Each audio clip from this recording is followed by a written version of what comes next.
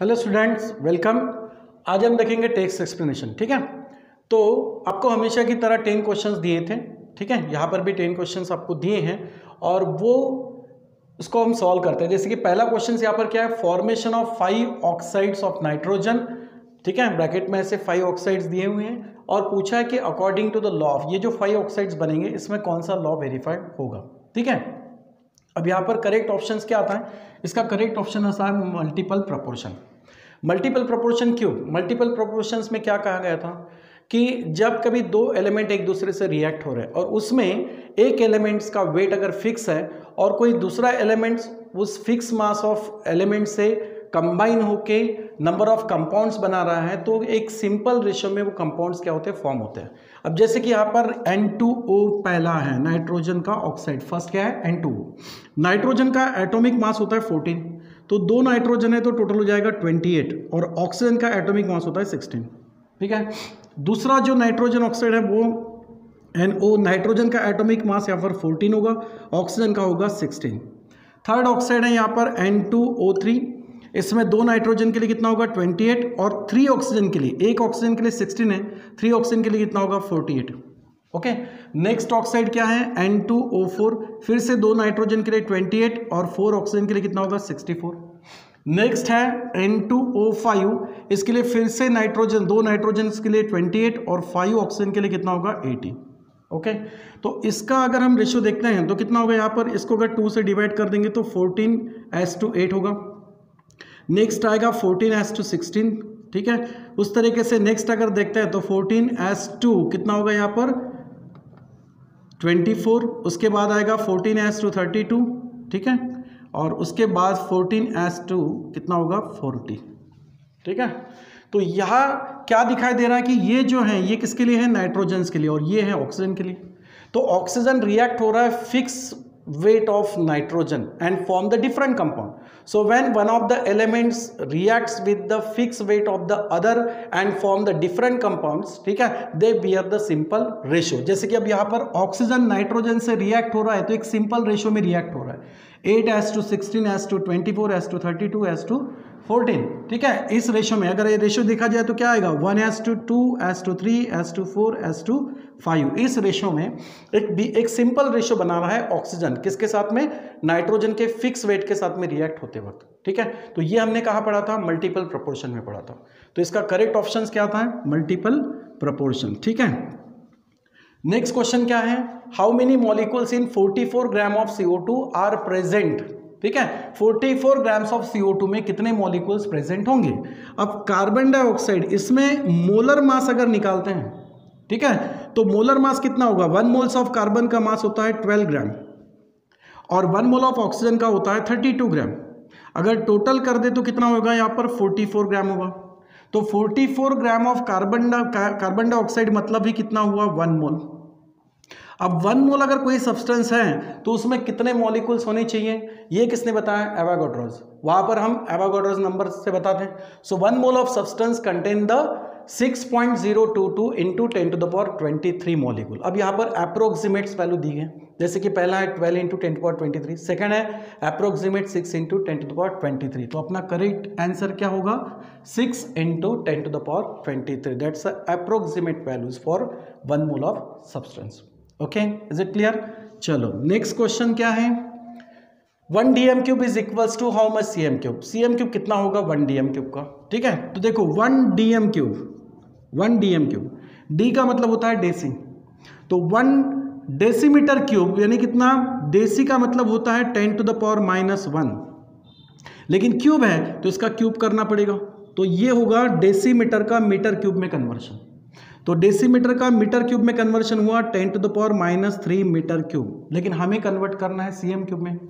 Okay, तो metre से centimetre में कन्वर्ट करना है, तो कैसे करेंगे, 1 मीटर यानी होता है 10⁻² सेंटीमीटर, जबकि इसका क्यूब है तो क्यूब करना पड़ेगा, तब ये कन्वर्ट होगा cm क्यूब में।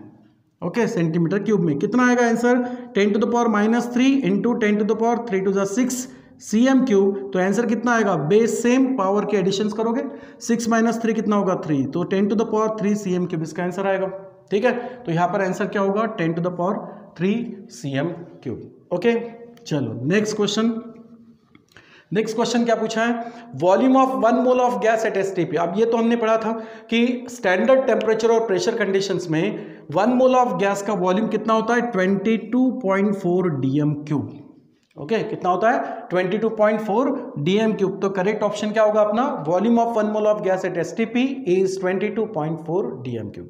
ठीक है, नेक्स्ट क्वेश्चन क्या है, substance made up of 1 types of atom is called as the compound, element, mixture या नन ऑफ दिस। इसमें से करेक्ट ऑप्शंस क्या होगा। अभी जैसे हमने कार्बन की बात की तो कार्बन एटॉमिक स्टेट में होता है। अगर हम 1 मोल ऑफ कार्बन की भी बात करते हैं तो 1 मोल ऑफ कार्बन में कितने एटम्स हो सकते हैं, 6.022 इंटू 10⁻23 एटम्स होंगे। ओके, लेकिन इतने जो एटम्स है वो सभी एक ही टाइप्स के हैं, तो फिर ऐसे केस में कार्बन को हम क्या कहेंगे, दिस इज एलिमेंट। इसको हम क्या कह सकते हैं, एलिमेंट। तो किसी एलिमेंट्स में जितने भी एटम्स होते हैं वो सभी आइडेंटिकल या सेम टाइप्स में होते हैं, एक ही टाइप्स के एटम्स होते हैं। ओके, एलिमेंट से बाद में कंपाउंड बनता है, जब 2 या 2 से ज्यादा एलिमेंट कंबाइन हो तो कंपाउंड बनेगा। 2 या 2 से ज्यादा कंपाउंड अगर ऐड होते हैं तो मिक्सचर बन जाएगा, उनमें डिफरेंट टाइप्स ऑफ एटम हो सकते हैं, बट एलिमेंट में एक ही टाइप्स के एटम्स प्रेजेंट होते हैं। ठीक है, तो यहां पर अपना करेक्ट ऑप्शन क्या बन जाएगा इस केस में, एलिमेंट। ठीक है, so substance made up of 1 type of atom is called as element. Next question क्या है, equal volume of all gases under the similar condition of temperature and pressure contain equal mass, equal molecule, equal atomic mass या none of this. ठीक है, अब ये कहां पढ़ा था हमने, ये पढ़ा था हमने एवोगाड्रोस लॉ में। एवोगाड्रो लॉ में कहा गया है कि under the similar conditions of temperature and pressure equal volume of all gases has the equal molecule. ठीक है, इक्वल मॉलिक्यूल, यहां पर क्या आएगा करेक्ट ऑप्शन, इक्वल मॉलिक्यूल। ठीक है, और एक तरीके से हम बता सकते हैं जैसे कि आइडियल गैस इक्वेशन होता है PV equals to NRT। P यानी प्रेशर, V मतलब volume, number of mole, R और T। अब इसमें अगर प्रेशर T टेम्परेचर अगर मतलब कांस्टेंट है और R को तो यूनिवर्सल गैस है, मोलर गैस कांस्टेंट कहते हैं, तो ये भी कांस्टेंट हो गया, ये सभी बातें कांस्टेंट हैं। ठीक है, इससे हम कह सकते हैं कि volume is directly proportional to number of mole. अब ये नंबर ऑफ मोल क्या एक्सप्रेस करता है, नंबर ऑफ मॉलिक्यूल, तो हम कह सकते हैं कि volume proportional to number of molecule. ठीक है, तो इक्वल वॉल्यूम के लिए क्या होगा, इक्वल नंबर ऑफ मॉलिक्यूल्स होंगे।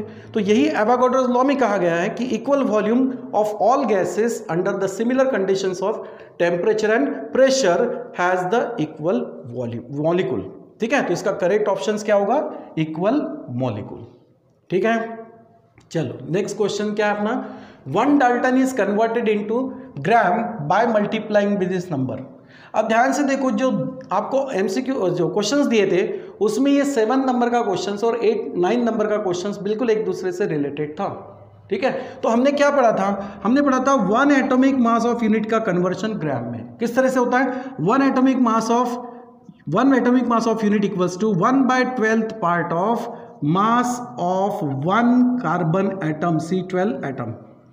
ओके, अब इसको हमने सॉल्व किया था कि 1/12 into mass of 1 C12 atom क्या होता है, इसका मास 1.992648 इंटू 10⁻⁻23 ग्राम इतना होता है। और इसको जब हमने सॉल्व करके देखा था तो कितना आंसर आया था, 1.66056 इंटू 10⁻⁻24 ग्राम।